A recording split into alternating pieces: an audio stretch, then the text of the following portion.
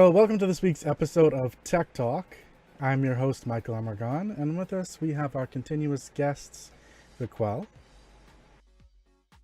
and Nally. So, just as a question, have you guys ever wanted to travel, say to Miami, or even if you were in the States, say from Miami to Chicago at 750 miles an hour? No. No. Why not? Because the G-force alone is gonna mess you up. It's gonna mess with everything. I just prefer it to take my time. Not slow, but like a suitable pace. Suitable pace. Okay, so here's this thing. There is a product. Well, you guys have talked about, well, you guys have heard about Elon Musk, right? No. The guy behind the Tesla cars. Oh, yes. Right. Okay. Yeah. SpaceX and all that kind of stuff. Yeah, Yes. So there was this idea of his that he put on paper a while back, conceptualized, and said to people, go with it. You know, feel free to take the idea, make it work, that kind of thing. And the idea is called Hyperloop. And what it is it uses a vacuum sealed tube with hear me out. It uses an electronic, magnetized system to lift up a train trolley in a sense. But it's conducive for this situation, meaning, you know, it's very aerodynamic. And so what it does is it lifts it up and then zips it along this speedway that it has.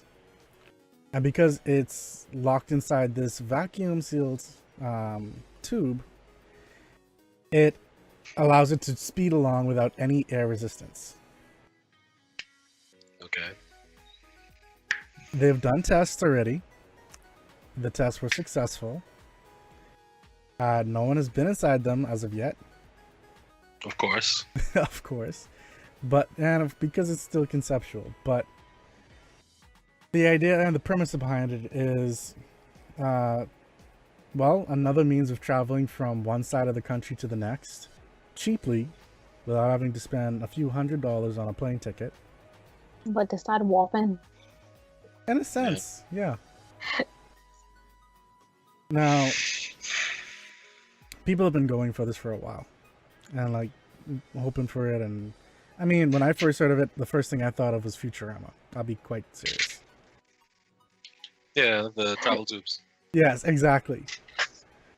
Now, the issue with it is the tests that they've done aren't all that far. Like, there hasn't been one over a mile yet.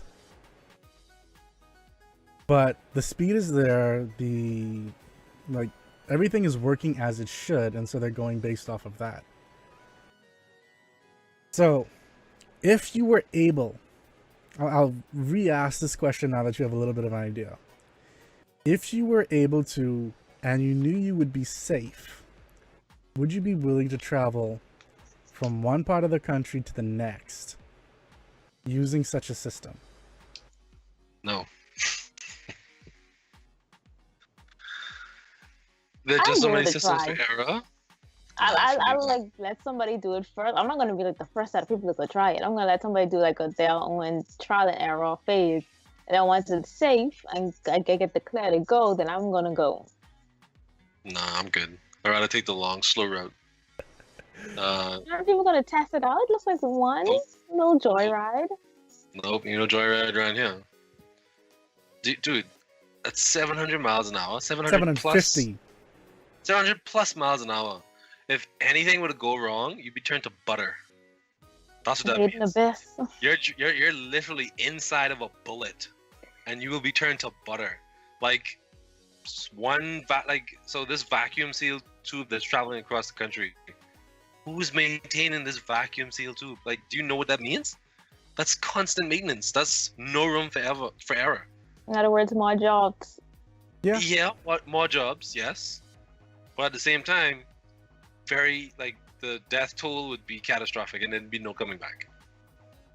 Like one person decides to slip up. Oh, I don't really feel like doing it right now, and that not doing it right now is what causes someone's life. It happens on airplanes, and airplanes aren't going half the speed. So imagine going twice or triple the speed of an airplane. Well, me personally, I know I would probably feel very similar to Vicky. You know, you can try it out first. I'm not saying like you, because you've obviously stated that you're not doing it. But like a few months can go past first, and if all is well, I'll probably give it a shot. Yes. To say I want like confirmation, 100% sure. Like there's like maybe a 1 out of 100 chances of error, and I'm not going to be in that 1%. Like I want somebody else to, not to sound mean. You want someone else to die. But they say you have a better chance of dying in a plane crash than getting struck from lightning. So 50% chance you could die in a plane crash every time you're off in a plane. Imagine traveling at 700 miles an hour in a vacuum sealed tube across the country. That's what you, like, at least you won't feel anything if anything happens. You just hear, not be it, that's it, just non-existent, that's it, poof, into the next life. So you could be thankful for that, you know. It's not like being in a plane going down. You just, poof, no longer exist. For me, that's that. Dude, they haven't gone over a mile. They should not be speaking of it until they've done a significant test. That means they've done a rail and they've traveled from one end of the rail to the other, less than a mile. That's not enough. That's not enough. That is not enough.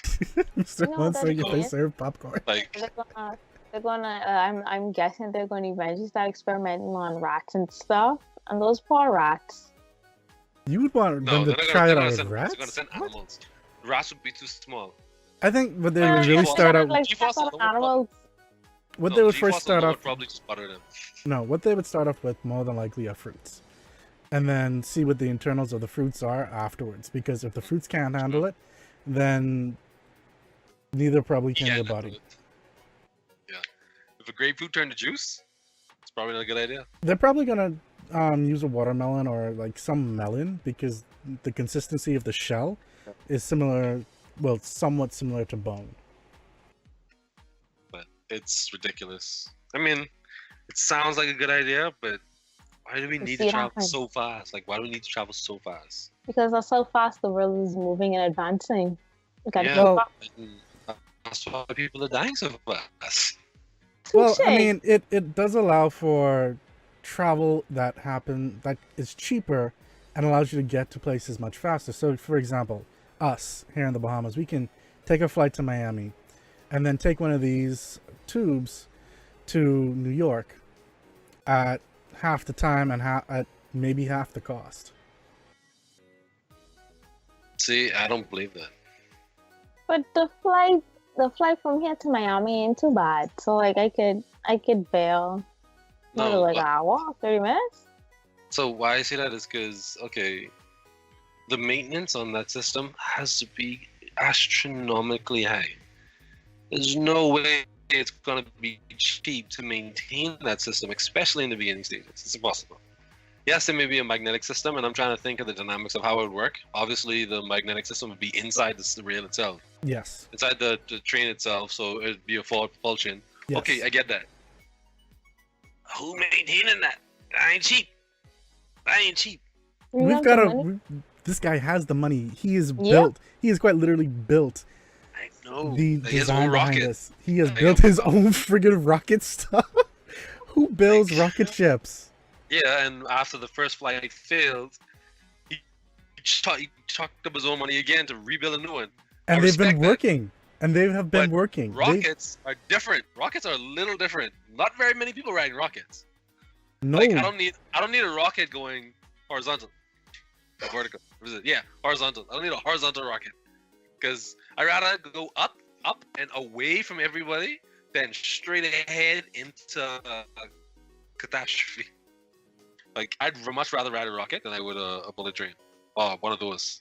Or a cannon train. A railgun train. That's what they are. Let's see. They're talking about passenger capacity. The Hyperloop would have very low passenger capacity compared to high-speed rail. Levy says the Hyperloop could carry 3,360 passengers per hour each way. This compares to 12,000 passengers each hour on a high-speed rail and 4,000 on a freeway. So, I mean, it's possible, but at the same time, you also have to realize they're honestly looking for maybe like 6 people per. This is my thought. They're probably looking at more like 6 people per trolley. Oh Lord, Mr. Wong got timed out again. I thought I'd set him to a regular. Anyway, the next idea by the same guy was something called the Boring Company. And it's quite literally spelled boring. B-O-R-I-N-G. And the idea behind it is it goes underground and creates a tunnel system. Oh, I just was thinking this. Now, this tunnel system would allow you to... I'm just adding Mr. Wan as a regular. He said it all caps. So, what it does is you park your car on top of this, I guess you could call it trolley again. Except it would fit around your car and, like, fully, how should I put it? You drive up onto it, the back would surround your car and, you know, make a bumper for it in a sense. And it would have roughly the same idea system, except that it moves along and carries it along this tunnel. And then whenever you reach your destination, it would have some system so that it knows, you know, this is where you want to be. And then it takes you back up from underground and into one of the designated, like, unloading spots. And then it opens up and you drive out. Supposedly, let me see if I can find how fast that's supposed to go. Probably not as fast as... Damn. No. Probably about 100, 200 miles an hour. In a car, yeah, 200 miles an hour max. That should go. 125 to 150 miles an hour. Say 200 max. I knew it. Like, it sounds like a good idea, but the complication comes in how many cars can ride the system per time. Is it like, so if there's a designated stop-off area, how long is the process for vehicles being removed off the rail at a time per, like, you know? So it's like, okay, let's just say if 10 cars hop onto this rail system at one point, does it stop, let off 3, then it continues on, or like a train system? No, so what it is you've got going and coming, of course, just like regular traffic. Mm-hmm. It's got, and from what I remember of the system, it has centerpieces. So when you're coming up to your stop, it moves into the center. And then, you know, since it's the center, it also has space so that, you know, there could be a line. Okay. And it's all maintained anyway by a particular system, so even if it's got a stop, like got a little block, it can move people around to other lanes and they can just continue on. Okay. Like, I need to see it because first off, they have a concept video, you know. Oh, cool. Why I say that is because you have some people that may not be too happy in life. You know, call it as it is, and may use it as a easy system to just kind of catapult themselves. Like I think I understand what you mean.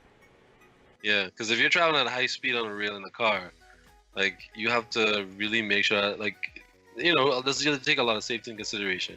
I don't mean to be a devil's advocate, but there are just some people that like to watch the world burn, and it's definitely like every time you progress, you have to worry about how people are going to use your technology to do the worst thing possible. Because if this rail system is going to be efficient enough, it's going to remove buses, it's going to remove some trains, you know, some rail systems. So there are people that are going to want to, you know, start to bring that down because you're now causing them. Some people may enjoy riding the bus. I don't know, but it's definitely worth the look into. To make sure. I just put the link to the video so you guys can watch it really quick. See if I can play it for our viewers.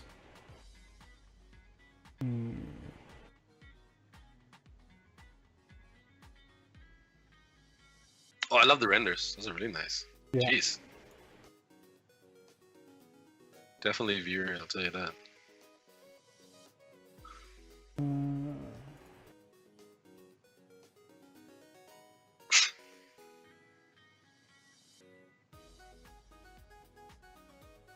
Oh, okay, so it's a highway system. Yes. Who is building these tunnels? What? Oh, this is so cool. It's definitely a good idea. Oh, Teslas look nice, eh? Okay. Dude, okay, that's crazy. Like, there's no way, I'm sorry, there's no way you're gonna get that kind of funding to dig underneath the country. Like, you literally have to dig underneath the country, underneath cities, for that to be viable. Well, hold on. So, I'm playing the video for everyone so they can actually just watch it as well. Okay. This is really interesting. Yeah, it's like a highway system underground. It's a perfect concept video, I'll tell you that. That is probably the best of it right now, as a concept video.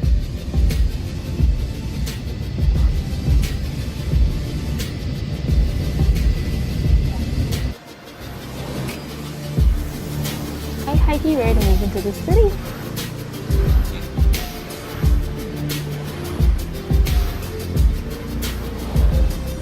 don't know what the city is, it's really clean.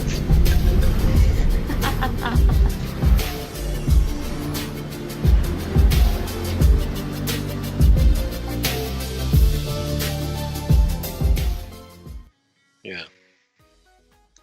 Again, it's a really good concept video.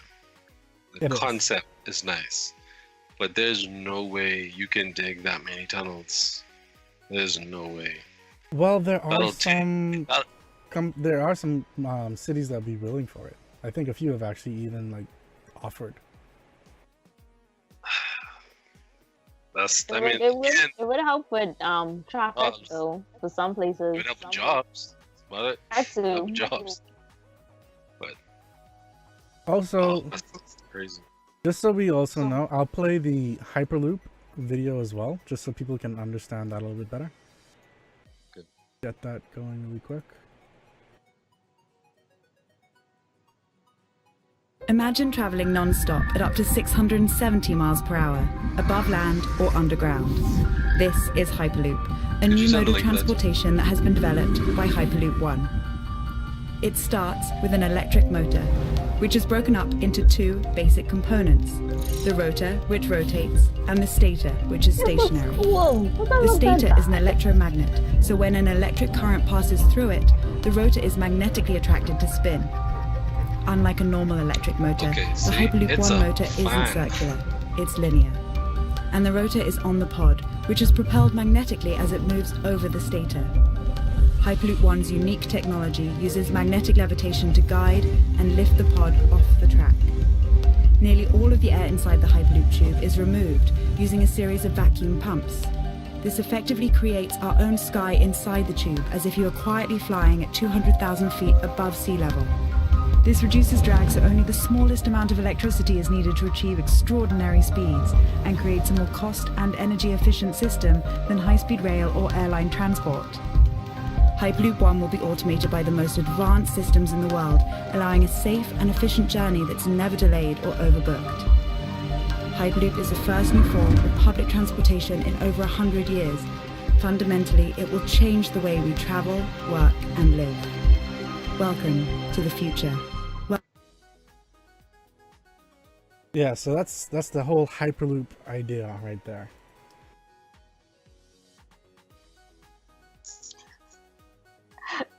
So he's so amazed. Look at his mouth open. So watching. I'm listening to what she's saying too.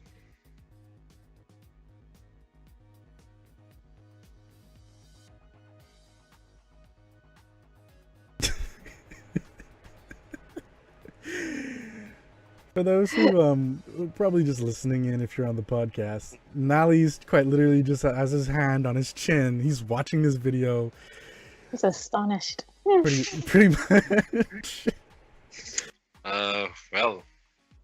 You feel any different? Definitely. It's not really. It's definitely future tech. It's definitely that sci-fi tech.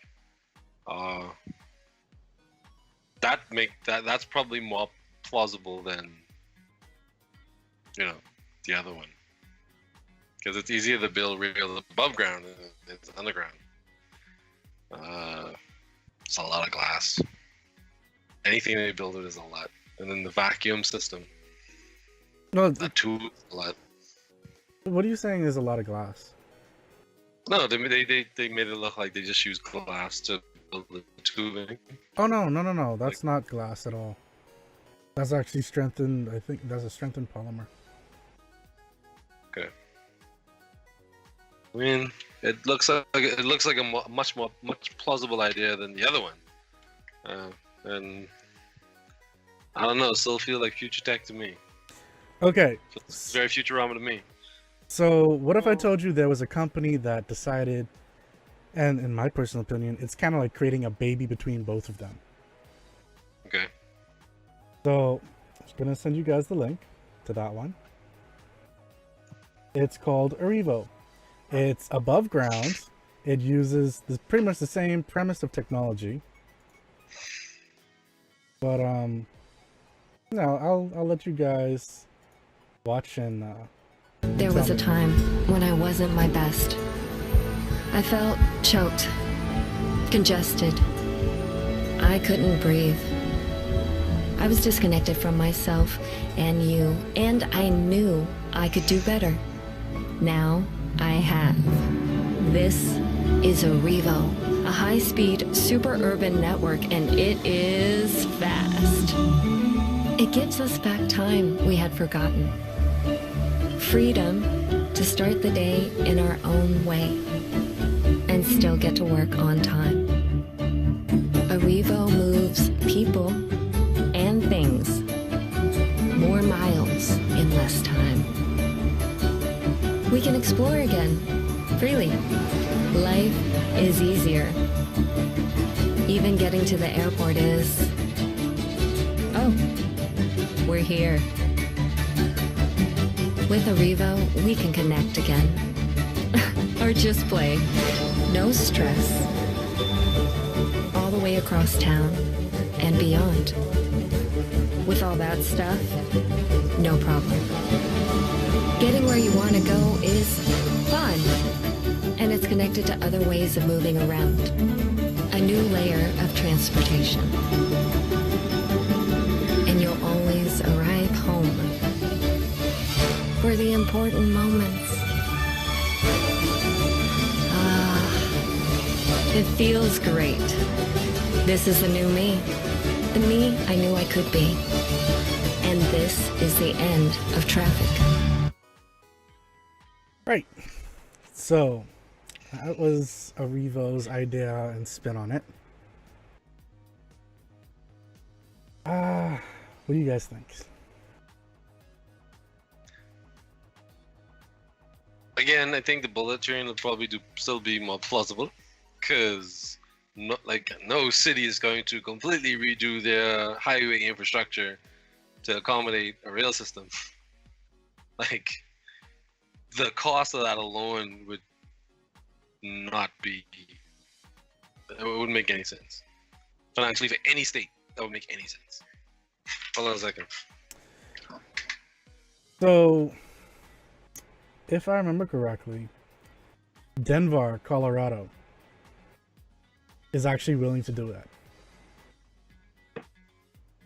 I'm actually interested to see how it's like, like you said, that's future tech.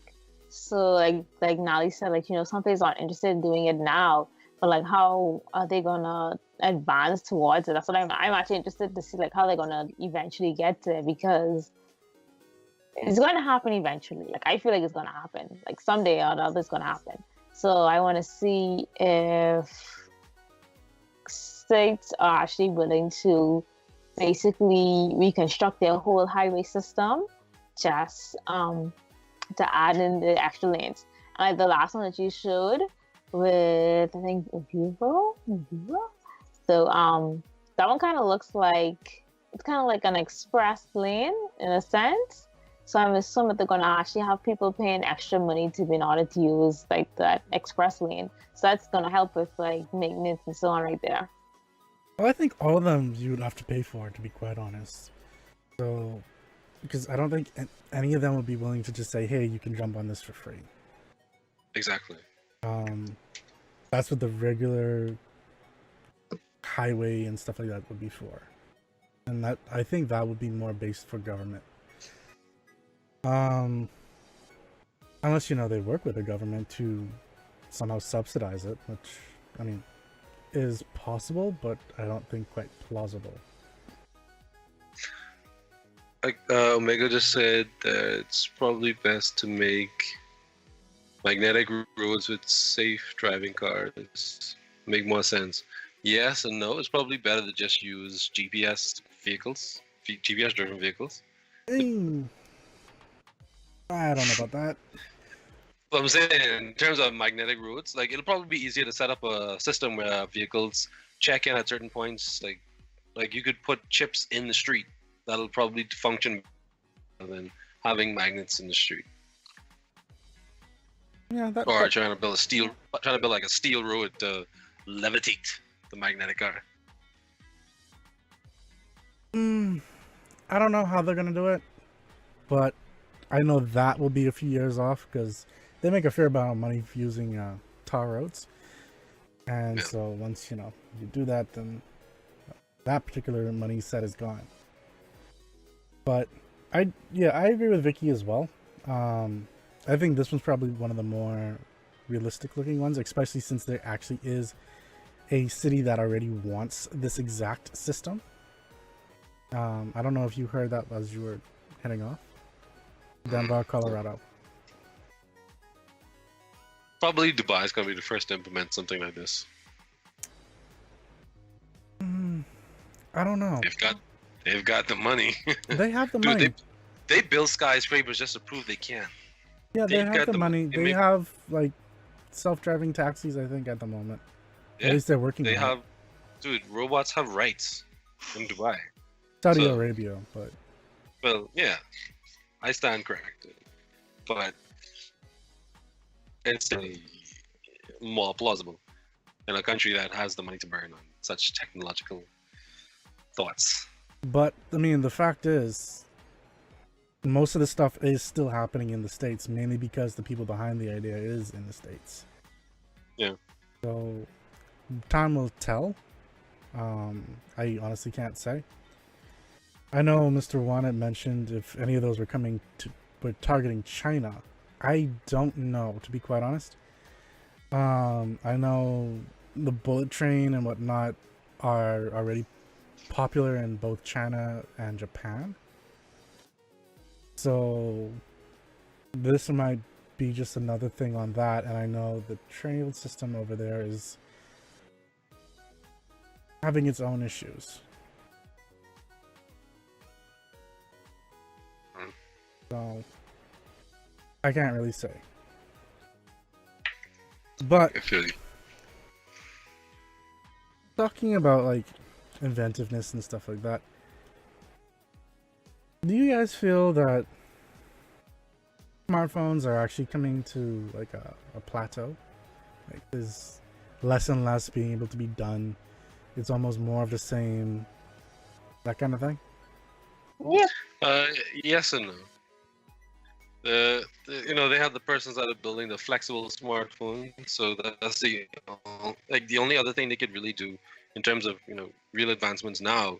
It's changed the way you use the phone itself, like the actual phone. Like, okay, yeah, I could take this and I could put this in my pocket. I'll put this in the case.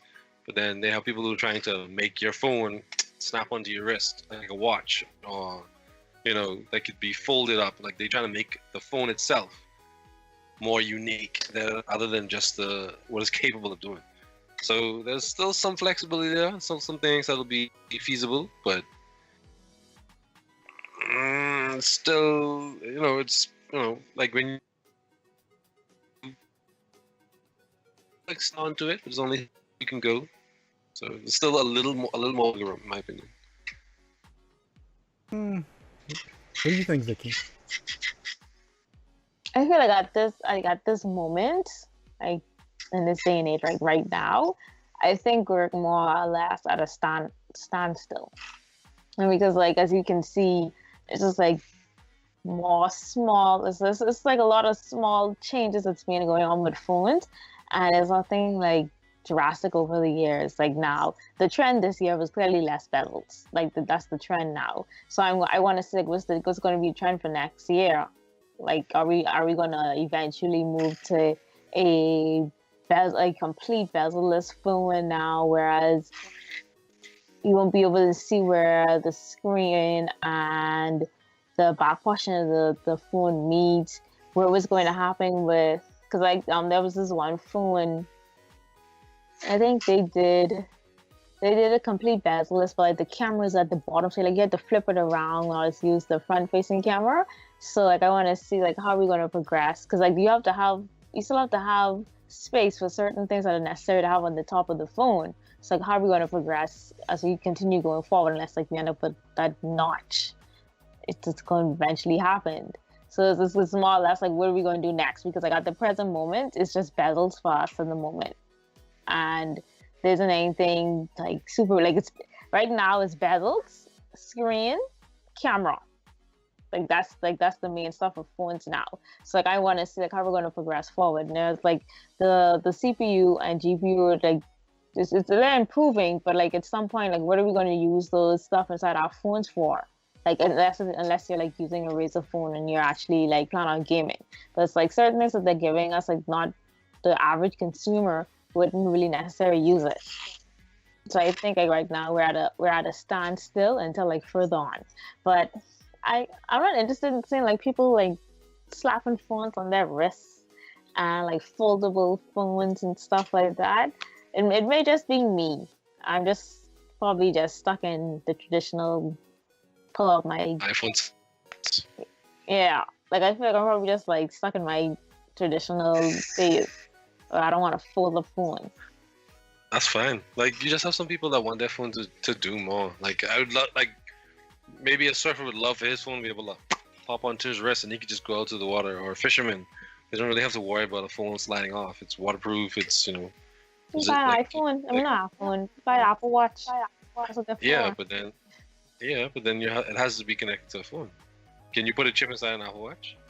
Well, now with the Series 3 cellular versions, you have eSIMs. You can leave your phone at home and you can just go out with your watch.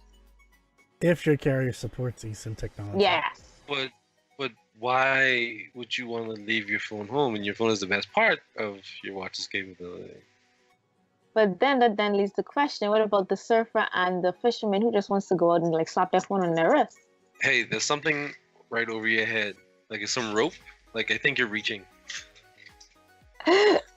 Cause so yeah. That makes no sense. Like you just said that like yeah, you know, there may be a surfer or a fisherman who wants to go out and want to carry his phone with him. Like, you know, it's waterproof, just like slap it on his wrist. It's waterproof. He could do like all his calls and so on. On that, you can do that with like smartwatches now. Yeah, but like it's kind of different. Like the phone has a lot more that they can do than a watch. So like why do I want to go just my watch? But in order to slap your phone on your wrist, it's going to have to be like a certain size. Yeah, no, but they actually have the bendable phones that can do that. Like, So in and other it'll words, you about to be walking around with Wonder Woman. What other things called? Like that's the other about Gauntlets. to be because they're gonna be yeah. like super thick. It's Yeah, like if but it's that's the whole but phone. like you say, that's you may not see it interesting, but for them that may be, someone who's probably exercising. Honestly, I don't mind strap my wrist, like pow, my phone sticks in my arm and I could just go run. I have an issue. Well, I had an issue with my watch on my arm. So like float a whole like some people have an issue with like I think it was the first S gear that they made. I had an issue with that because I didn't like how it looked. Like aesthetically, it wasn't pleasing me, and like, I just felt like it was just so oddly shaped, and I don't know, it just didn't really look comfortable on your wrist. And like some people have issues with Apple watches, it's not really comfortable, etc. And Apple like kind of advise you to take the watch off every hand to give your skin time to breathe. So you can imagine people trying to like slap a whole like what it is, rectangle size with phone on their wrist. Like that's gonna be so uncomfortable. That's to each their own. There may be a market for people who may want it. Maybe I'm in construction and it's easier for me to keep, and I don't know. There's just so many applications that a bendable phone could, be used for. And That you may not have a use for. That then leaves the question, because because it's on your wrist, it's going to be very vulnerable to scratches, damages, anything when you start moving around. So are they going to make bendable screen protectors? It's probably gonna be made out of a material that can handle some kind of impact. That's what they all say. All the materials are always made to handle some type of impact, but they always end up getting damaged. But nothing's indestructible. Exactly. Exactly. So nothing is indestructible. Your phone's not indestructible. Your phone has a protective screen, but your protective screen is only so durable. So yeah, but but if I'm having like something on my wrist, I would prefer to have it at least with something that's a bit durable and on like arms and scratches, where I can just like take it off, throw it away, and purchase another one and slap it on instead of then like having to damage my phone. I feel you, but to each their own. It just may not be for you. I don't know. I feel like I'd pull more towards the foldable phone before the wrist phone. What are they going to call it?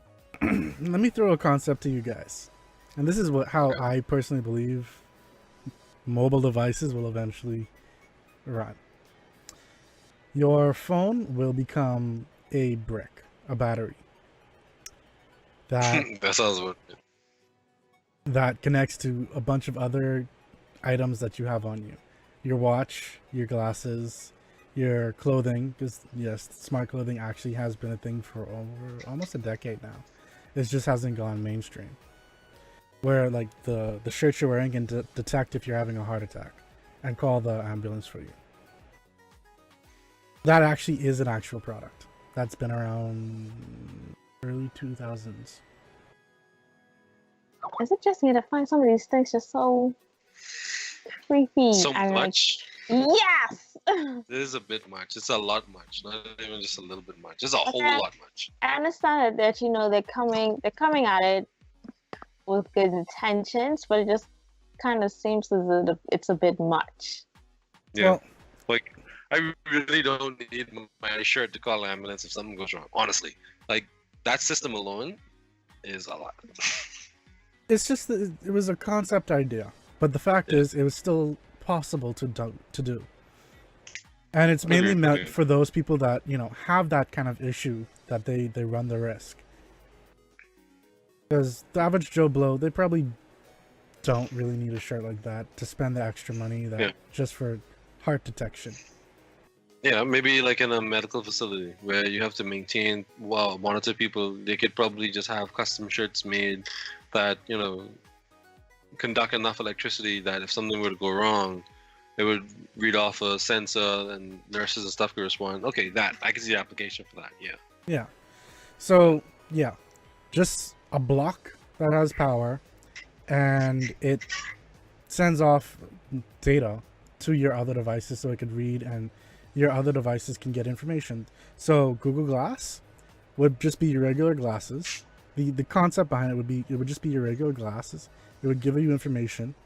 Your watch would give you any information you have. your shoes, if you want to do it, since Nike Plus has been a thing for years. It could read directly to that. And anything you really need to do, it can. I mean, they even have it where there have been prototypes of things where you pretty much wear a watch to then move around and like move things in augmented reality. Technically, the smartwatches that we have could do something very similar because it already has gyroscopes and everything like that. All it needs to do is just have some tie into something that we're actually able to see visually, so that would be our glasses. So, in other words, it would become an ecosystem that would be tied to this brick that we have that would be supportable for much more than a day, because it in itself doesn't need to support a big ass screen or anything like that. Okay. What do you think about that?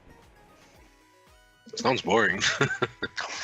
It sounds like a lot of extra, it's definitely a marketing firm's best friend because they get to sell everything. We only make devices that are compatible with each other. So, this has to connect to this and has to connect to that. So you get all these pieces. I mean, it's no different than what they have now, I guess. iPhone, Samsung, they all. So it's exactly that. It just sounds a lot. Yeah, it just sounds a lot more boring. It sounds like exactly the same thing, just a lot more boring. Because we're going to take out all the bells and whistles. Take out all the bells and whistles, but make an ecosystem that's interconnected. Yeah. Yeah. It would probably make more sense, but because I mean, people don't really go with sense. Here's the question. Here's the question. Why would you need bezel-less phones if your screens are your glasses and you can just kick back and watch whatever you want to watch? Because if the sun kicks me in the eye, then I have a problem. If the sun kicks you in the eye when you're looking at your phone, you have problems then too. Yeah. But with your phone, you can kind of... So with your glasses, you'll be sitting there. I mean, I'm just nitpicking, but I don't know. The glasses concept, I could never really get around it. Like, I don't really need it that close. Because, they do have the transistor lens, where it goes dark in the sun and stuff like that. Yeah, transition lens. So, that's an easy fix for that, but it sounds like so much. Like, okay, time to leave the house. Got my brick, got my watch, got my glasses. Time to go. But essentially, these are the things that you would be carrying around with you regardless. I mean, yeah. Me, I just grab my phone and my charger, and I'm good. Like, I just kind of make sure I have my charger because I know I'm going to be burning through my battery. So that means, for your phone, so do you have one universal adapter for your phone, glasses, and charger? Hopefully, wireless, you just drop them on a power when you get to work, everything charges. Well, essentially, yeah. I mean, your glasses, though, at that point, it's just feeding information from the brick, so it doesn't need to do too much of its own processing. So, yeah, but then when you talk about a display, right? Display is light projection, right? So, but it's still the thing about Google Glass is it did its own processing powers, so the battery life on it didn't last as long. If it was just feeding from from the brick, say for example, it could have lasted a lot longer. Granted, that thing, even with recording, lasted like over an hour. It's not bad. Not bad for something that only has is that big. Yeah. Not bad at all. But I do think it is viable. It's just you need to get into the use of it. Much like Vicky, how often do you forget your glasses when you leave your home? Never. Okay. She's Velma. She can't see without her glasses. I don't leave home without my glasses either. I may leave out without my watch, but that's intentional because I don't feel like wearing a watch. Yeah. Oh, I always have this on my wrist. I don't know. Like, I just feel my wrist usually feels empty when I don't have it on. Like it's so funny because like before I got this, I never wore watches since high school, and like I got this, and now I can't go a day without having it on. Essentially, Bit by the apple bug, but that's okay. For me, the only thing, and I've left my phone home multiple times, and I was like, I gotta get done, probably on lunch. But you know, a watch isn't a must for me. But I can see how once you become accustomed to it, it'll probably be hard to kick. Glasses, I just wear shades, and I've left that home multiple times too. Well, that's because So it's I not guess- something you consistently wear. Oh no, I wear my glasses, my shades every day. Like the sun hurts my eyes, so I actually wear my shades a lot, just for that reason. They have like a UV protection. So when I leave without them, I definitely feel it. But you know, like. So for me, I guess the glasses would probably make nah, I can't get into those. Not unless they build a system where I can attach to something you may already own. Like not everybody's gonna want to wear the same pair of glasses. It's not all the time. It's pretty. Maybe it's just an overlay that you can buy, paste on, and it'll project into that. Maybe that would probably be a lot more viable. That would get a lot more sale because then you could have your own set of glasses and just, go from there. That's viable as well. All it needs to do is be able to clip onto the frames and to this part right here, and whatever radios that it needs is just on the side here, clipped onto the frame, so it's not like up against your skin. Yeah, which will work. That'd be perfect. whatever happened to? I think it's Google Glass. Whatever happened to that? So what happened to Google Glass is they went enterprise. So they're still around. They're still selling units. It's just the developers for it didn't feel loved. It was consumer ready. No, it was consumer ready. Just Google started taking things out of it that people loved, like the video calling feature that they initially started it off with. They eventually took that out, and so people got pissed off. Then they took off this, and then they took off that, and then they took off that, and so people just stopped developing for it, and then started pulling their programs from it, and then it became more enterprise, like you build your own thing for your own particular project. And so they now work with enterprises to help build their projects for their units. Kind of sucks. It does. I still have my Google Glass sitting right inside this drawer here somewhere. Yeah. That's normally the quickest way to kill. Like once you take it from people that are developing for it, it's the quickest way for whatever it is to lose a lot of interest. Because the more developers you have that are interested in creating for your product, the better your product's going to sell, because then that's when they start these unique things that become a demand. It's just that one developer that's going to create that one app or that one program for your device that's just going to make it skyrocket. I think if they just left it as is, it would have done a lot better. If anything, though, it's a lot like what my dumb question is saying. It became a problem with. I know the username is just like. It became an issue with consumers and privacy, and admittedly, we had some very pompous, arrogant ass people using these devices. And it became a problem because they wanted to be able to record everything and anywhere. And that's no. I mean, yes, you can use your smartphone and record people, and they know that they have less of an idea that you're recording them than if you were using it with Google Glass. Because Google Glass would have showed up inside the Prism unless you rooted your glass to actually take that feature off. But it would have showed you what you're recording in the Prism, and people would see that, hey, there's a light on in his Prism, and so he's probably recording. What Google probably should have done was have something where it covered up the camera lens until you're actually ready to record. That shouldn't have been like a third-party add-on that someone kickstarted. Yeah. But like I say, that's usually like whenever you come up with new technology, you have to consider, because it's those persons that just want to watch the world burn. Like they take advantage of it and they just push it where it shouldn't go, and it makes it more dangerous than it is good. That's exactly what happened. Yeah. Like that's the sad part of technology. Yeah, it is. There were quite literally people that were going into restaurants trying to record in restaurants while people are like eating and enjoying their food, and then raising a bitch fit because the management came and said, hey, you can't record.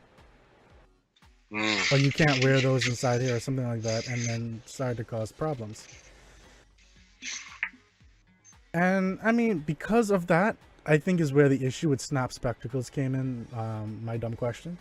Just because people are already wary just about... call him MTP. Yeah. Don't call him my dumb question. I want to laugh every time you say it. I think that's where people really like started having an issue with it. Because they were already having that fear because of how Google Glass people were with it. And then Snap Spectacles came along, and even though yes, you can only record, well, I think it was like 7 seconds or whatever, how long it was for the Snap, it still was something that was built just to record stuff. Like that was its only purpose. And so that kind of took it over the edge yet again. So I don't know. But getting back onto the actual topic of the plateau, I mean, I don't personally see where probably in the next 2 to 3 years we're going to really get anything worthwhile. I think that's why some companies are taking a step back and saying they're not going to be doing yearly updates anymore with their devices. They're just going to... Actually, it was OnePlus that said it, even though they're still doing 2 devices at different points throughout the year. But I think they need to really take a step back and say, do we need to put out this device? Yes, we need to make money, but do people, like, is this really gonna benefit people? Nope. But we're gonna make it anyway. We're gonna make it anyway. Yeah. Yep. You know what company is very famous for that? Who? Please say. Apple. I feel like all of them, well, most of their S series, minus the 5S, because it had the fingerprint scanner. I feel like most of the S series are like just there. Like they're just there to fill in empty space until they could figure out what new they want to add to their phone. It's like the 6S. Like the 6S was like a total waste. For me, I personally felt like it was a total waste. And you can always tell when they introduce a new color and like they capitalize on that color a lot. Yeah. So they're kind of like just trying to distract you that nothing much really changed, but oh yeah, it has a new color. So yeah, like you could always tell. And like at the moment, I feel like I would agree with you. Like in the next 2-3 years, like we're about to just like nothing's really going to change. Like now it's the bezel-less phones, well, smaller bezels because they aren't technically bezel-less, but now it's that. It's like when we already reached that. We've already reached that final goal is, phones now have less bezels. Like, what are you going to do next? You still have you have time to like fill up like 2 things. Like next year they may further on with the whole smaller bezel phone. And like after that, what are we going to do for the next year and then the year after that? It's like, I feel like some companies should take their time and like flush out ideas first that's actually worth the while. Than just be throwing us a phone that's like costs like $1,000. Unfortunately, I think we're gonna have people that are fleshing out these ideas and come out like 2020 and 2021 with the actual finished product. But in the meanwhile, they're going to give us like, okay, I'll use flexible displays as an example. They're going to have a slightly foldable phone or something like that, where the end product is eventually going to be a phone that can actually fold up. Just a rough example. Oh, if you look at the video I sent a video. That's the concept for the bendable phone that can patch. Hold on, your mic just went out completely. I don't know what you did. Nope, can't hear you. Like you hit something and then like your audio just went out. Nope. He's gone. I heard something. Hello? There we go. Okay. There we go. Okay. No, I was saying that what was I saying? Yeah. So in the video they have the concept for the phone that can completely bend, and then they have the tablet, like a full-size tablet that can legit just fold in half and slide into your pocket. Was this like the Samsung video when the guys at the table and there's the girl and they decided to pull out this old phone and he wasn't interested? Is that the same video? I don't think so. It's a Lenovo, their flexible phone. Okay, no. I saw the concept. Samsung one. I didn't see this one. Yeah, it's in the Skype chat. So in case you want to see it. Okay, so let's take a look at both of them really quick. So I'm going to let's take a look at the Samsung concept video from 2014 on the stream first, and then I'll play the one that Nally sent to us inside the. Ooh, okay. Now this foldable phone that bend on your wrist actually looks pretty cool. Yeah. So, hold on. So like. Hold on. Let's play the Samsung one, and then we'll play the Lenovo one, and then let's talk. Yeah.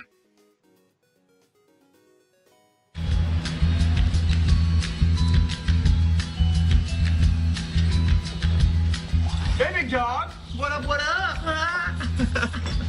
Hey, what's up with you and Carla? Has she left you yet? Oh, she did. Hello?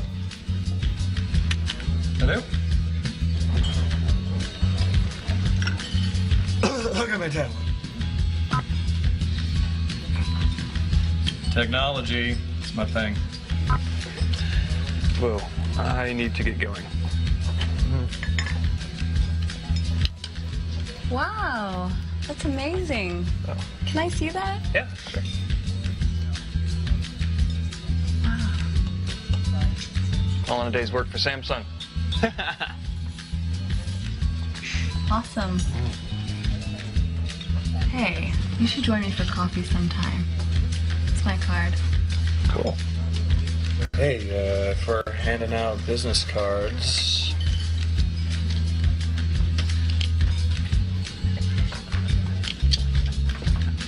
Bye. Bye. Ugh, thought he'd never leave.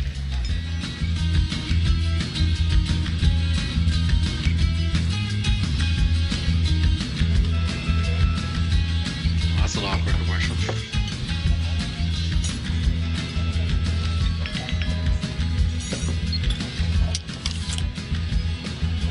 Whoa, that's amazing. She ain't loyal. No, not at all. And once on the pop, all she gotta see is something fancy, and that's it. She going. She ain't loyal. let's take a look at the Lenovo one.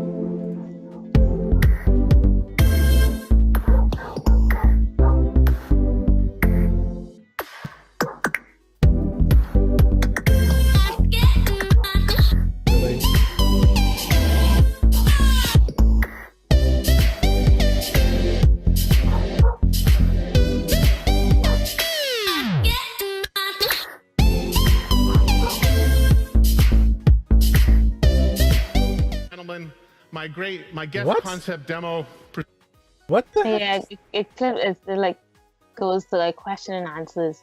Keep scrolling. There's like a point where the girl actually has like the phone watch on her wrist, Like and where? you can see exactly what I'm talking about. Like it doesn't look, I don't know, it just doesn't look pleasing on the eyes. Oh, there we go. Yeah. This new tablet. I've been looking at pictures of adorable kitties, Her but voice. if I need to, I can fold it up and take super serious business calls. Or I can just open it back Is that up the and finger? look at pictures of kitties again. Well, I think that's enough about kitties, Megan. Thank you. Okay. Yeah, I have to admit it's not that pleasing to the eye. Pleasing. Yeah. But then again, neither was really Samsung's. Like, at least I should take that back. The foldable one isn't all that pleasing. The one that comes out from the little tube, I did like that one. Like, that one's my more favorite one. Yeah, but Like, how does that work? Like, how would that even work? I'm wondering the same thing.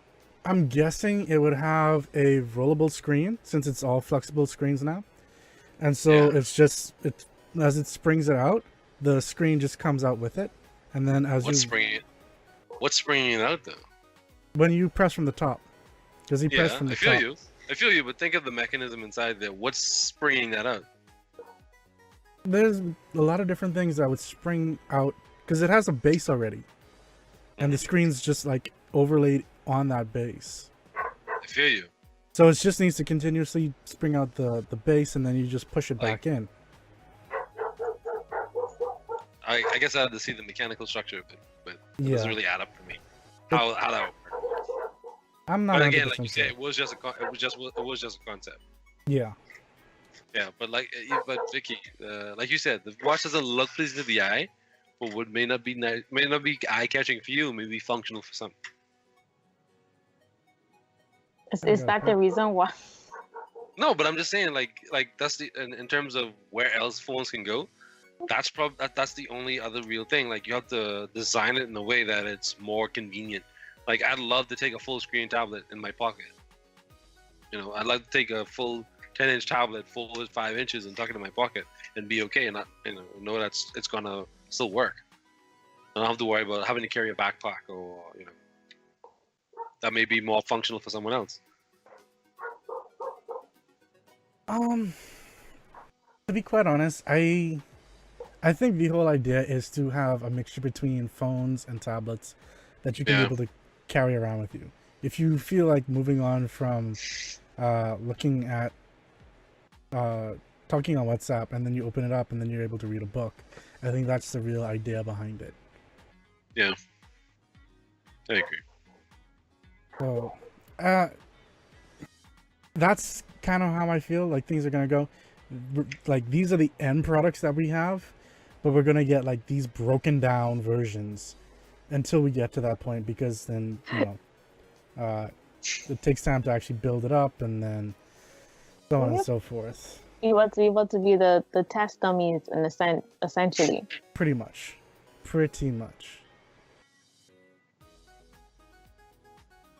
Well, I mean, I don't know how I really feel about that. Look, I want to be. I want to be able to be in the next world, and I want to be walking around here with my thick bezel phone. You want this bezel phone? I mean, right? Like she fixated on this bezel phone. Oh, but man, I think for me the thing is that like a lot of people are calling them bezel-less phones, but they still have bezels, they're just thinner. So you have to be like thin bezel to not bezel-less. Yeah, but I guess you could technically say in a marketing piece that it is, a non-bezel phone if the bezel is lower than that of the average, the consumer piece. Yeah. So you can't. It's almost like a play of words, not saying okay, it's exactly bezel-less. It's like Subway's foot-long sandwich. It's not exactly a foot long, but they say it because it's close to. Yeah. Then it would then be like in like that approximately type of setting. So it's like approximately foot long. Yeah, because they never said it's approximately a foot long, and then people measured it and be like, oh, you're not selling us a foot long. It's like, yeah, it's just a market. It's just the name for it. So it's a foot long sandwich. They probably have like a little small fine print on the commercials, but no one really checked for them. Oh yeah, I love to try and read those. And you just pause it and be like, can't read this. But technically it's there. They just have it there to say, you guys can't sue us or anything because it's there. You can't read it, but it's there. Exactly. You have to, make sure it's in 4K and you'll be able to scale it up and pause it at that exact moment it's up for only 2 seconds. Yeah. By the way, MDQ, I do agree with you that, I would give up bezels and a slimmer phone for more battery life within a heartbeat. Also, thanks for following. But okay, so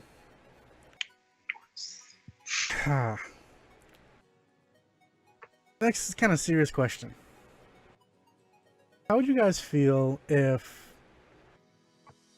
Well, here's a thing. Do any of you use Netflix? No, I used to, but I use it like when there are certain things like Marvel, like when they release their shows on Netflix. Instead of me downloading it, I'm just gonna go there and watch it. It's more convenient. Okay. Legal. So Nally, I use it. go on, Nick. Vicquell. Sorry. Oh, I use it basically just like the Netflix original series. Like I just go on there instead of downloading it. Saves time. So Nally, what do you typically visit on the internet? And please don't mention porn sites.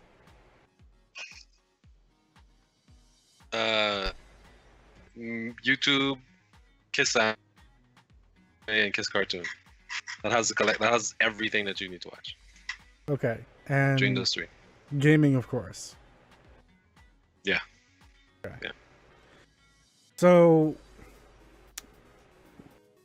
what if you were then one day they came along and said, "Okay, well, Vicky, you already spend," and I'm just gonna go with the rough amount of $70.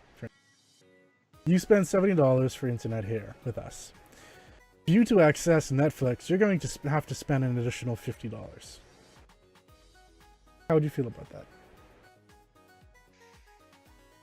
No, I'm not interested. So that means I have to pay internet. I have to pay for internet. Then I'm gonna have to pay for my Netflix subscription. Then I'm gonna eventually have to pay in order to use Netflix. Mm-hmm. Like, why am I just like getting triple charge for one service? Because no net neutrality. And Nally, how would you feel if they were to come to you and say, "Well, you're one of our power users. I want them to fix their face to try. You're one of our power users, and we see that you use up a lot of internet. So, you use $70, but since you do gaming and streaming, we're gonna have to charge you another $100 on top of that." Charge your mom. Don't charge me, because I ain't paying it. Like, I would hit the internet just like anybody else and try and find the best way to, best way around that. That's the only thing you could do. Best way around it, because bro, there's no way you think you can charge someone on top of what they're already using to gain access. BTC tried. See how quick they recanted? It's like, oh well, we thinking of charging our customers to use WhatsApp. Oh really? Oh really?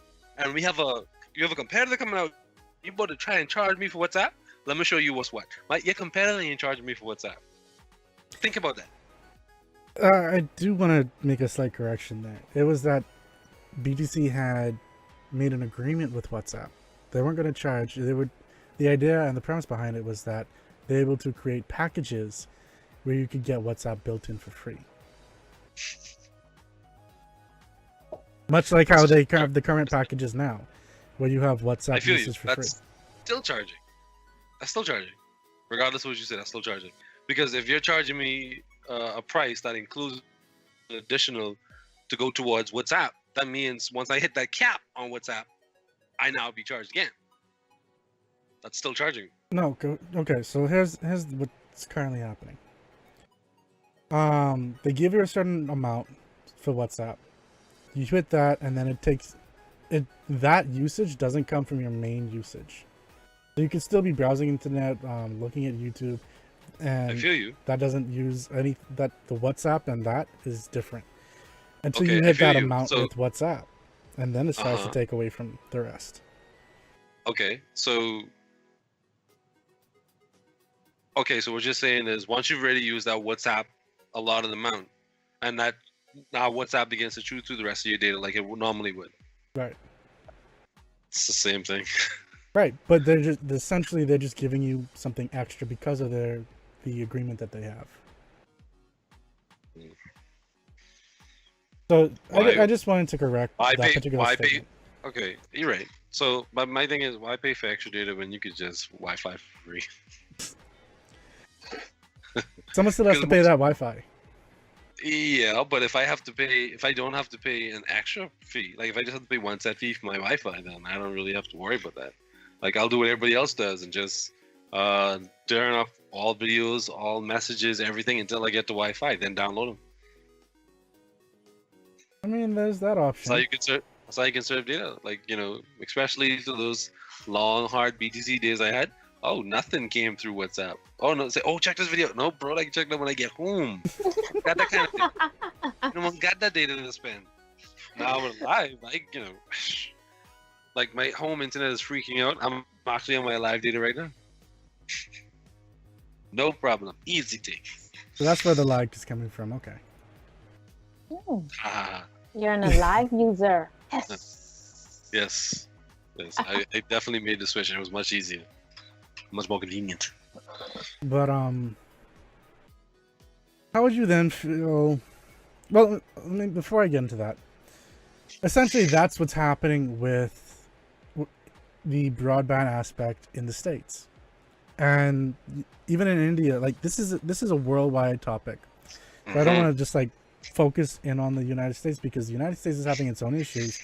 Meanwhile, India has now gotten the most strict net neutrality laws in the world at this point. So yes, roughly around the same time, the US FCC is going to try and get rid of net neutrality. Another country is saying, bam, we need this. Bam, this is going to be the strongest thing out there. And I think what we need is to make sure that wherever you trying to unfold, not just Cable Bahamas or BTC or any particular ISP anywhere in the world, we all need to make sure that this stays net neutrality stays a thing. Reddit, of course, made it a big deal but that's only in the United States. There's the rest of the world. It's just the United States is not the only place that uses Reddit. Yeah. And I think that's something that they need to also understand. Yes, the majority of it is English speaking, and yes, there's a large amount that's of the United States of their user base that is from the United States, but come on, there's more places. I don't actually think the Bahamas has a net neutrality law. Thank God. What do you mean, thank God? We should have net neutrality. Oh, we should have, okay. I thought you meant trying to go against net neutrality. But right now, as it stands, I don't think we have anything in place that says that our current ISPs are obligated to try anything. They may attempt to. I think we'd find out like pretty quickly. Well, I mean, someone who I work with in one of the other countries, they quite literally told me, and they showed me an example of Panama, where they have, for mobile data, different tiers of internet service. So let me see if I could find that really quick.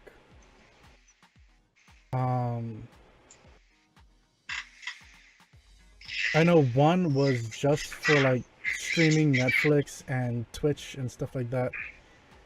The other one, is it? Here we go. One is for social media, for Facebook, Instagram, Twitch, Snapchat, stuff like that. You actually have to have one particular package to use it. Another one is like video with YouTube, Netflix, Periscope, and Twitch.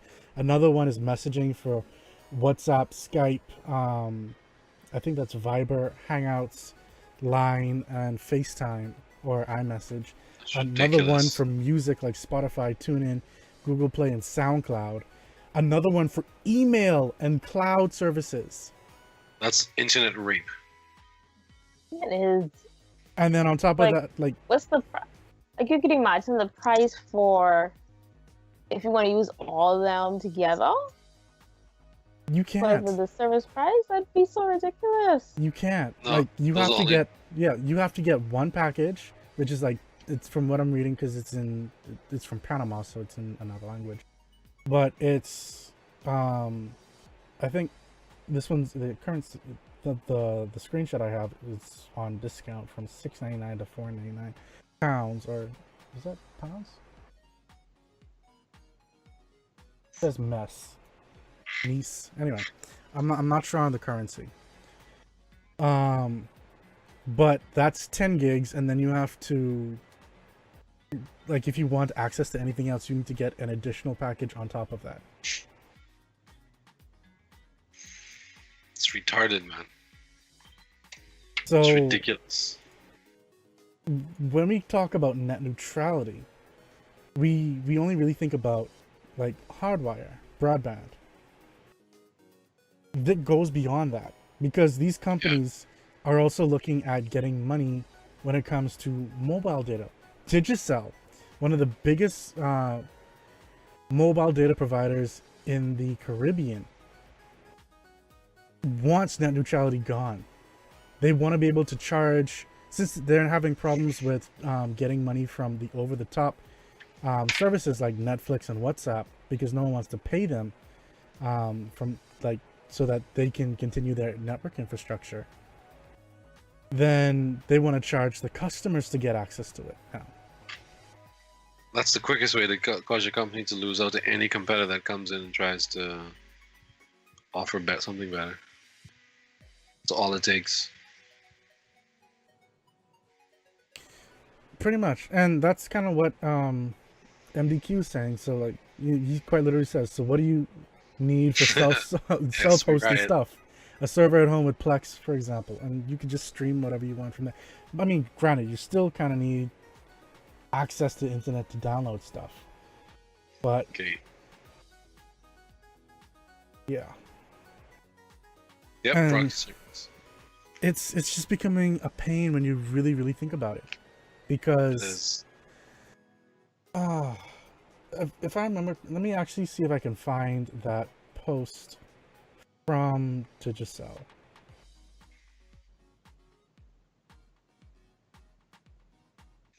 The thing is, like, thinking of Cable Bahamas or BTC, if either of them were the first to budge on net neutrality, the other would automatically win. Automatically. Because I don't see Cable Bahamas suffering anytime soon in terms of their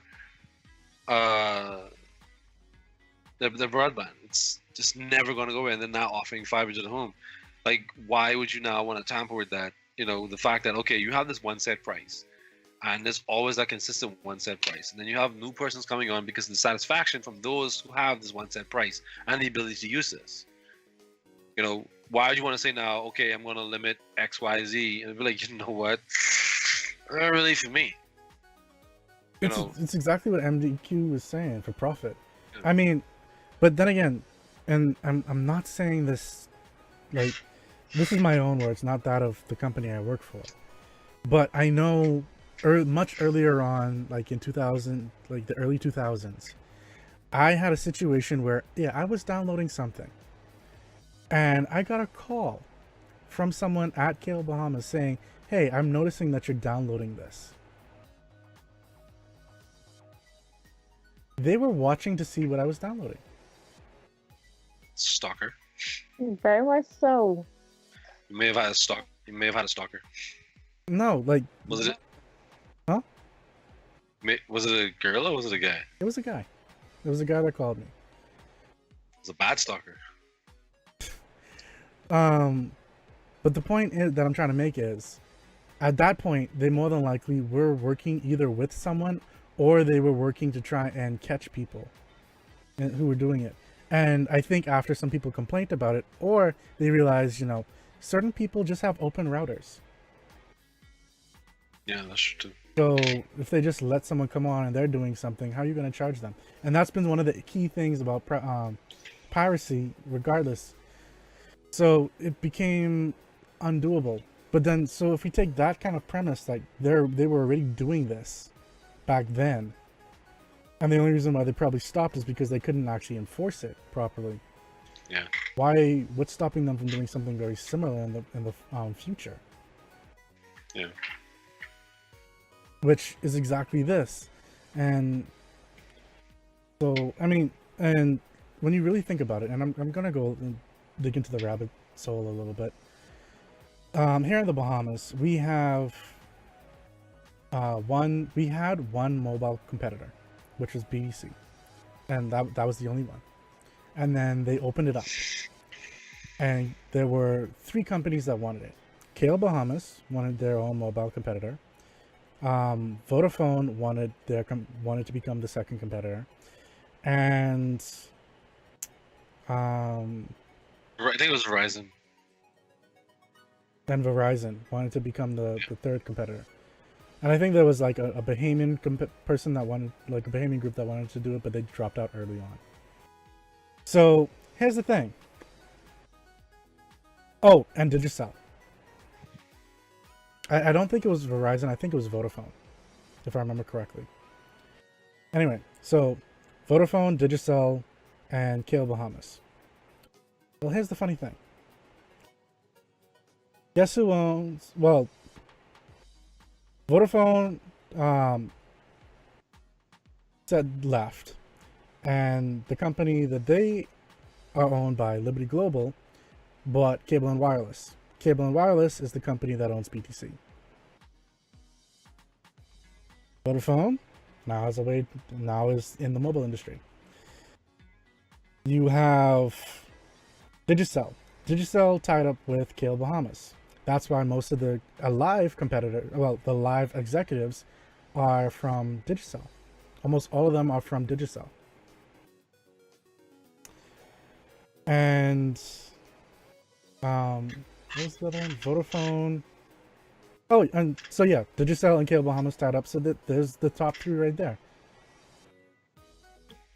So, and here's the thing, Digicel quite literally said this when the FCC made its mention of taking away net neutrality in the US. I'm reading from their website now. The move by the FCC in the US to roll back restrictive net neutrality regulation as it relates to regulating the internet is a victory for telecoms, consumers, and economies. Digicel said today that it urged Caribbean regulators to take note and not simply apply a blanket one-size-fits-all approach in their markets. In other words, hey, make the internet like safe for everyone. Digicel supports an open internet, which this is quite literally going against, with them saying.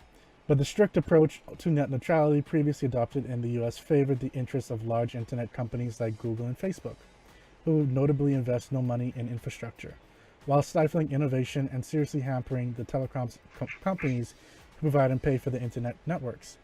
Essentially, what they're saying is, because they're not able to get money from Facebook and Google and WhatsApp and Netflix, even though they're riding on their internet, they want to be able to make some money from that so that they can grow, even though they are making money from people using their internet. But it is eating into things like WhatsApp calling is eating into actual calls. WhatsApp is eating into text messaging. Netflix is eating into their video programming. The new approach is now being put forward by the FCC, recognizes that micromanaging the internet leads to reduced investment in broadband networks. But they're not micromanaging. The FCC has basically done jack shit all. They've been very hands-off with it, because they don't want to accept it as Title II, which actually makes it on the level of like the basic utilities, which the internet is.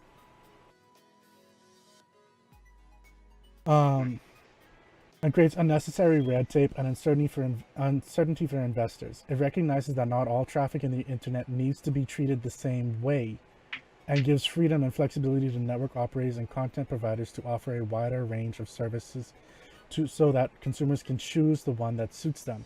In other words, tiered packaging.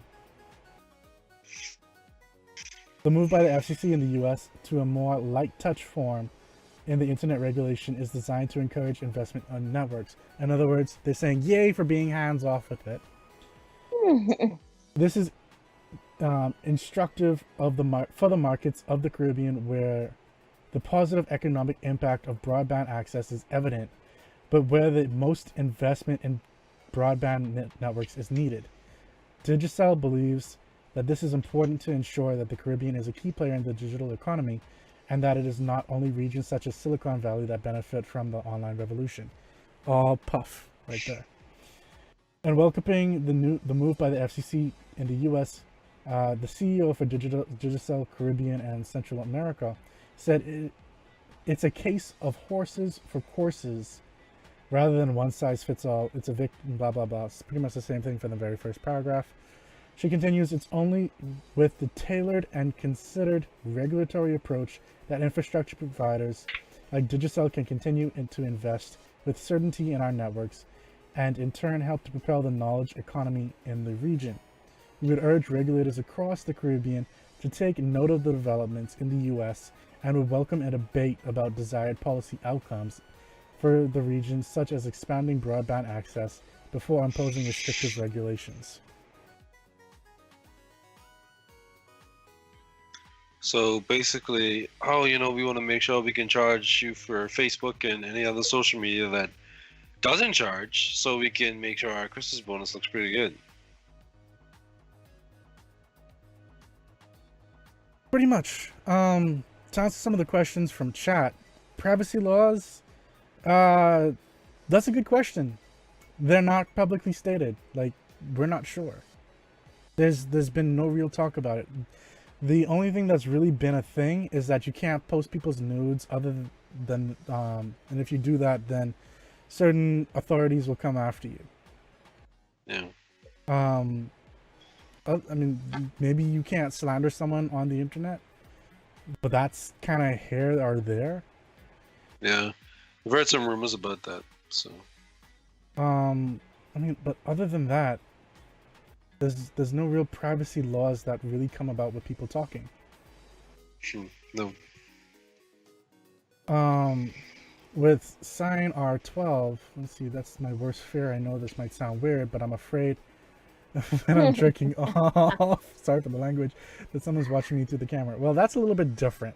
That's quite literally hacking in. Yeah, so it would be like if you were to want to watch porn, they would charge you to watch porn. To be able to go to those porn websites. That's the quickest way to kill everybody's momentum.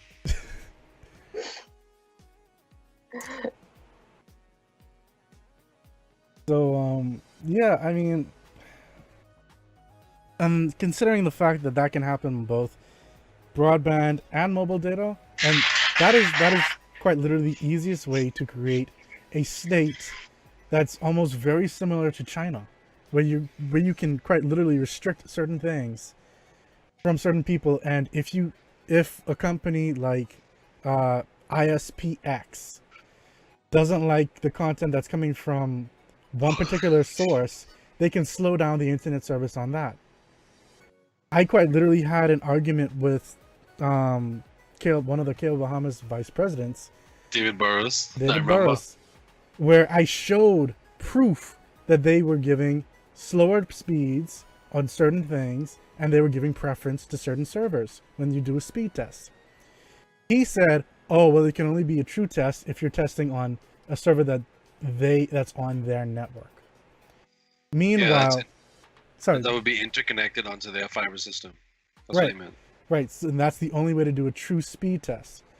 But at the same time, a few years ago, they were having you connect to servers in Miami, and the speeds that you were getting there were consistent with what they were offering. And they were telling you to use those servers. So which one's the truth? Yeah. Yeah, I see where you're coming from. Not only that, then why do certain ISPs, when you test from one place, test another place, and test another place, they all pretty much give the same internet speeds? Yeah. It means that they're not restricting. Yeah.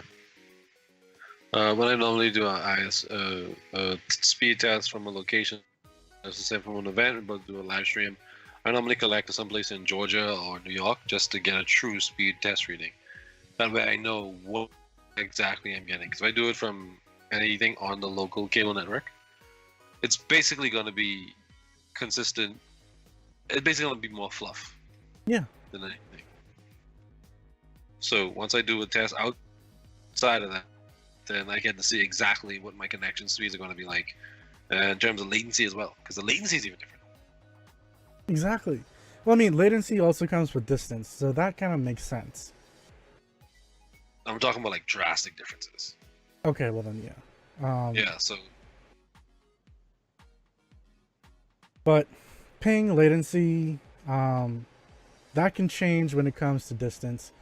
Typically, you know, you don't want it to be too high. If it's too high, then there is some problem somewhere. But with internet speed on a whole, it shouldn't be like a whole 30 megabyte difference. Yeah. Just because you're not connecting to somewhere local and you're just connecting to another state. Or you're connecting to another server that is local. Yeah. That isn't on their network. That doesn't make sense. At all. Why would an internet giant like Netflix quite literally make its own product that does speed tests that can help you that actually is based so you can show your ISP that they are being throttled? Which was, and see, that's another thing. Caleb Bahamas was saying that kind of thing doesn't happen. But yet they didn't deny it or refute it when I actually showed the example of Comcast doing that exact same thing to Netflix a few years ago. Like, they acted like that wasn't an actual thing, but it is. So we already have people doing stuff like this, so it's only a matter of time before certain other things happen. And we need to make sure, I know I'm starting to get into that public servant announcement kind of thing that I did in Esports Wrap, and Omega probably knows about that because he was there for that one. But we need to make sure that we stay on top of our ISPs and we stop them from doing this kind of stuff. And we talked with our government officials to make sure that there are rules and regulations that enforce net neutrality, both in broadband and mobile. Yeah. I wholeheartedly agree. Because that's a slippery slope to everybody start sending pigeons again. Pretty much. Yeah, because you love to ask a girl, okay, I send you this Polaroid, right? And I can send you this pigeon too. So just get a Polaroid to the pigeon, and the pigeon can bring me the nudes. Because that's the only way you're going to get it. Because they can soon start, because they charging you to use WhatsApp, and then they watching your WhatsApp. You can't even send them. So, you know, it's easy to send it via carrier pigeon, load the pigeon and get shoot down. Then your news would leak. But then they'd have to take it, you know, do a hard copy of it, because they can't send it over the internet. Vicky, you've been kind of quiet. Like, what's your take on all of this? I'm actually not. I have issues with it. Like, I know I was watching one of MKBHD videos because he addressed it on one of his videos, and first going off, like at the moment, we just went silent, and I was like, okay, is my internet tripping out? And when I looked back on the screen, like he had like a notice to select over, you know, this is what's going on. And when you look back on the screen, like he has like a little note that says, you have now reached, I think, your limit for watching YouTube in HD. If you want to continue watching YouTube in HD, you need to subscribe and pay like X amount of money. And like he uses as an example to address the situation. And then like when I saw that, I just was there like, ain't no way in hell I want to be paying no money to watch YouTube in HD. In HD. And I'm just there like, I really hope that this doesn't become like a next thing. Like I hope that this is just like something that's at the moment now, but like eventually like people are gonna go against it and like try to make bans for it, and it eventually fizzles out because I'm not interested in it. And that's gonna cost me plenty of money, and at the same time, it's also like taking into consideration for persons who can't really necessarily afford all of that, but they still need the services. Like, what if you got like someone in school who basically scrapping their way through school and they need to use like specific websites and they can't really afford to pay that X amount of money to use a specific website? That means like they just had a loss. Yeah, they got to go by their friend and hope their friend hasn't used up all their internet site data for that month. And it's like, yo, I just need to, now I only got like 100 megs left, but I can't let you go up on the site like that. No way. It you know, it devalues the internet, which is, you know, almost difficult to do. But it does it almost in a swoosh. The only thing that I would agree with is offering a free tier of internet. where certain websites like Wikipedia or, you know, things that are educational, not island games or like the local number house or gambling. Quite literally, like educational websites that people would use for school. Like have that as the free option for people to be able to like do studies and whatnot. I think that would be something that people should really be taking a look at if they want to do. If there's gonna be anything tiered, let that be it. A free or very cheap, like $10 or less. Let that be something. That honestly, that would be something you should probably offer to schools. Or Well, any I would say students. Yeah. Well, I'd say schools. So, like, maybe you offer to a local library, because, you know, libraries don't really have that kind of money, but they have somewhere people can come, they can use it at a very low cost to them that allows them to still generate people coming in. So, like, if someone goes to school and the school has a public library, people can come into the public library and still utilize the school's library system while at the same time utilizing the internet at a low cost to them, but they still generate and keep that influx going. So, like, that's why I say, not just the students. If we do just the students, then now you have, like, a different kettle of fish. But if you offer it to, say, establishments that can, okay, for this low price, you can offer these sites, and people just come and use these sites for free for, you know, however amount of time they need. But then it makes it easier for them to now generate revenue while not losing out. Because now, if I want to offer internet, internet's going to cost me an arm and a leg. Like, internet for businesses like cable bombers honestly is an arm and a leg. It's expensive, and it's not even a high tier of internet. So that in itself is already a loss for the business, in my opinion. How do you now? And I think we lost Nally again. Wait. No, there we go. What? No. He's back. Oh, I think my phone's getting close to dying. But I'm saying that business-wise, it would be better if you offer something like that to businesses, especially like coffee shops. People don't really come there. Like, they'll come to coffee shops, probably catch them on XYZ. You could offer a lower tier to them where they can still meet their overhead and not have to pay you an exorbitant amount just to have people come there to use the internet. You know? Well, people go to coffee shops to browse the internet on a whole, so I don't think that's really going to work. I agree, but then to offer them, say, maybe not coffee shops, but any other establishment that may want to but can't for certain reasons. I still don't know about that, because the whole premise behind the free internet for the country, kind of or the very cheap internet tier, is quite literally so everyone has access, because that's what people are trying to aim for everyone to have access to the internet, at least for the very base essentials. So if we limit it to just libraries, then that kind of defeats the purpose. I agree. I can agree. I don't mean to like stomp on you or anything like that. No, I understand what you're saying. I see your point. Crash Blade, root beer.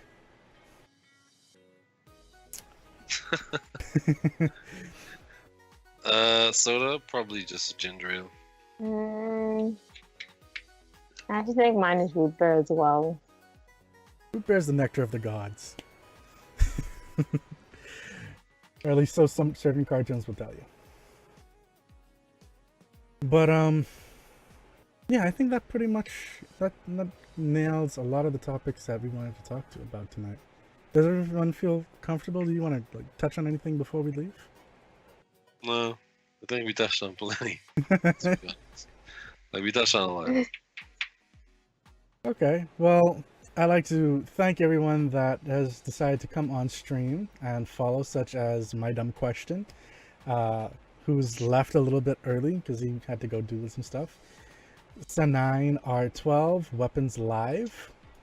Thanks for following.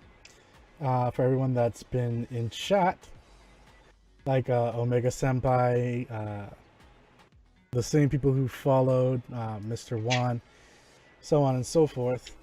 Thank you for coming inside the chat and being part of the conversation. And of course, for my two guests, Vicquell, thank you for coming on. You're welcome. And Nally, thank you for coming on as well. It's fun. It's very fun. So, okay, guys, don't forget, Esports Wrap is next week, Tuesday at 6:30 p.m. Eastern Standard Time. And Tech Talk is on Thursday, again, at 6:30 p.m. Eastern Standard Time. Feel free to come in on either or both shows and become a part of the conversation. And until next time, enjoy a cookie.